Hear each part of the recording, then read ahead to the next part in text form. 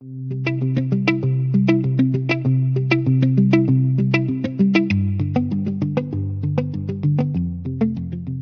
Assalamualaikum warahmatullahi wabarakatuh. Kita lanjutkan pelajaran kita mengenai OneSignal. Nah, di sini kita akan bahas bagaimana caranya mengirim notifikasi. Oke, jadi kita ke OneSignal-nya dulu. Nah, ini dashboard, kita ke message. Nah, di message ini untuk mengetes kita mengirim notifikasi. Jadi kita bisa tambahkan message, new message di sini. Oke. Nah, selanjutnya kita ke audience dulu nih. Nah, kita perhatikan di sini ada segmen. Ini daftar segmen yang telah kita buat. Ada segmen nama segmen subscribe user.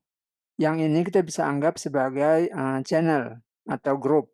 Nah, jika kita ingin menambahkan segmen baru, kita bisa tambahkan di sini.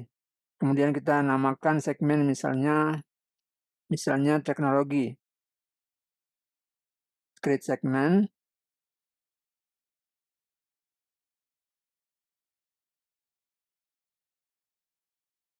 Nah, kemudian di sini ada user. Kita bisa klik user. Nah, di sini semua user yang telah subscribe ada di sini. Kemudian kita bisa filter berdasarkan player ID, kita bisa cari di sini, atau berdasarkan email. Nah, ini bisa lihat, kemudian select segmen, pilih segmen apa yang kita mau filter nih.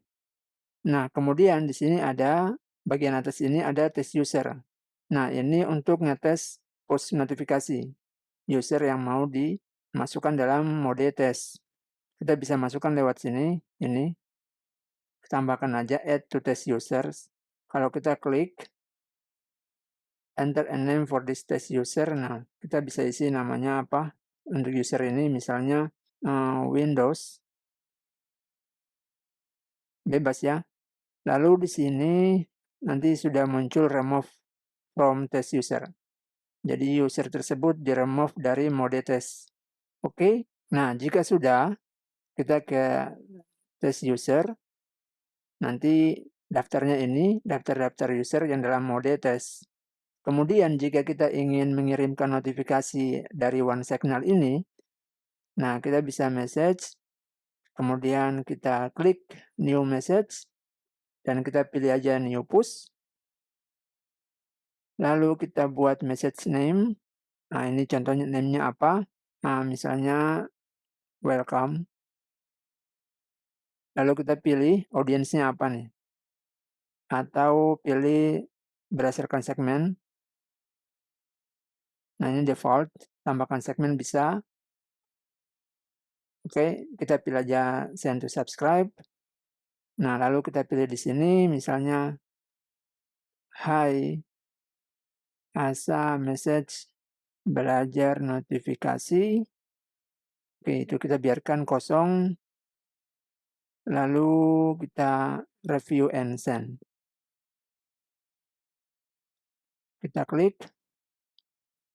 Nah, ini send message. Oke, deliver 1.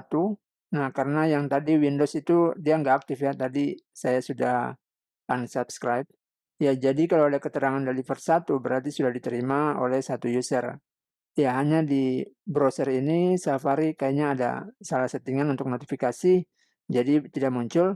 Nah, itu tadi mengenai notifikasi dari OneSignal. Sekarang bagaimana kita mau memberikan notifikasi dari aplikasi kita nih. Nah, kita gunakan REST API.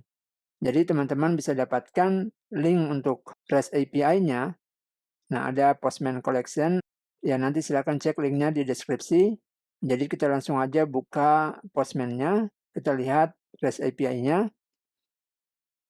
Nah, untuk REST API-nya, di sini kita lihat OneSignal API. Ada notifikasi, ini create notification, ada view notification, cancel notification, kemudian ada bagian up, kemudian ada segmen, menambahkan segmen, ini create segmen, delete segmen. Nah, di sini kita belajar mengenai ini, create notification. Kita buat notifikasi. Oke, jadi header-nya, yang kita perlu lihat, header-nya ada 2 content type, authorization, base REST API key.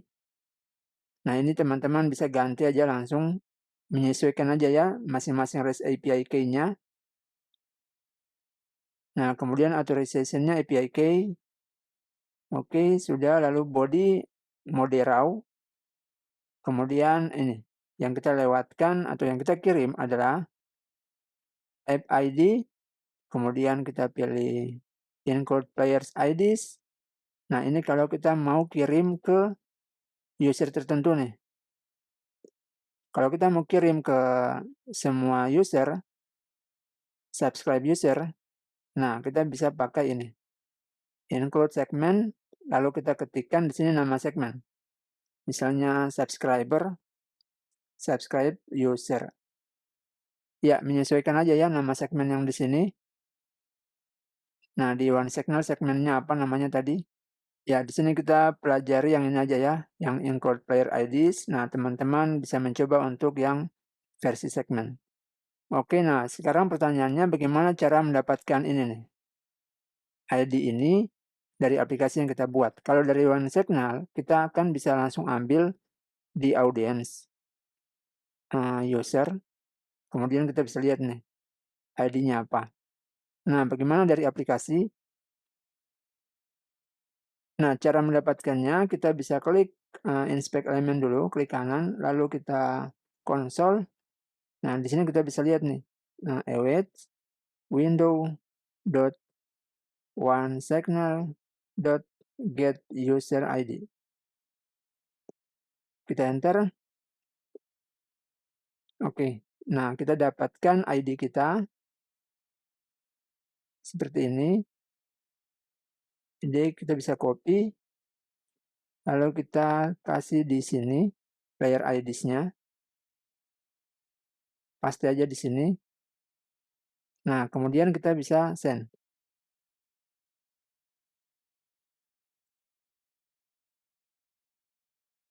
Nah, jika hasil yang diterima seperti ini, artinya sudah berhasil nih. Cuma ya itu kenapa belum jalan punya ini. Sebentar, refresh. Notification, oke kita coba cek lagi. Send. Ya, sepertinya ada masalah di browser. Ya, intinya seperti itu teman-teman. Nah, yang tadi untuk perintah window elemen ini, window onesignal get user. Nah, ini silakan kita ambil menggunakan JavaScript. Kemudian, nah kita kirim menggunakan REST API. Nah, ini bisa dilihat lagi REST API-nya yang mana yang mau kita pakai untuk OneSignal sesuai kasus ya. Oke, jadi seperti itu pelajaran kita mengenai OneSignal. Jadi lebih lengkapnya silakan dibaca kembali di dokumentasi. Ya, insya Allah di lain kesempatan baru kita akan mencoba lebih baik lagi untuk OneSignal ini dengan studi kasus yang real ya. Oke, terima kasih. Semoga bermanfaat. Sampai jumpa di tutorial berikutnya. Salam programmer.